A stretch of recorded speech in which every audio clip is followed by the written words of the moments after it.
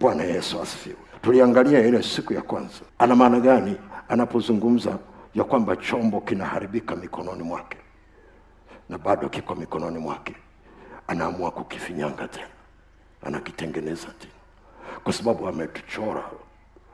ametuchora kwenye viganja vya mikono wake. Ina sura ya kila mmoja kufuatana na kazi anayotakiwa kaifanye.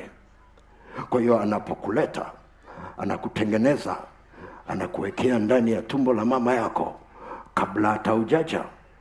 Kuna kitu ambacho Mungu anawekeza kwa ajili ya kile anachotaka ubebe. Hallelujah. Sasa unisikilize.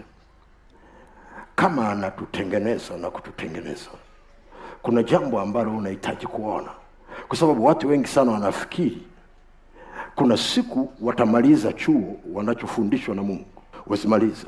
Kwa nini? Kwa sababu leo anakuandaa kwa ajili ya kesho.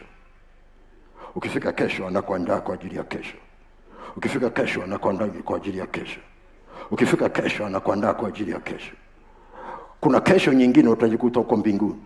Kwa hiyo inamaanisha umefika leo kwa sababu ya matengenezo yaliyokuwepo kwenye maisha yako ili kukufikisha leo. Lakini kwa sababu umefika leo, unahitajiwa kufika kesho.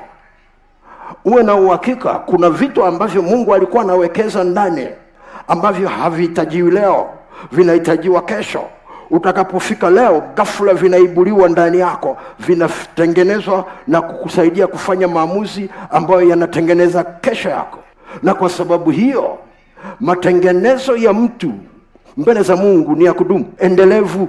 Biblia iko wazi kabisa. Hakuna siku utafika utasema nimemjua Mungu sasa yatosha kabisa, sitaji tena kusoma Biblia. Biblia ni ile ile unaisoma kila mwaka, Biblia ni ile ile unaisoma kila mwaka, lakini kila mwaka ukiusoma unapata ufunuo mpya. Kila wakati ukisoma unapata kitu cha zaidi. Kwa nini? Kwa sababu huo ufahamu unaohitaji kwa ajili ya kesho yako. Huo ufahamu unaohitaji kwa ajili ya leo yako. Na kwa sababu hiyo, kadri anavyokuletea neno lake, anakutengeneza ndani yako. Tunaenda sawa sawa.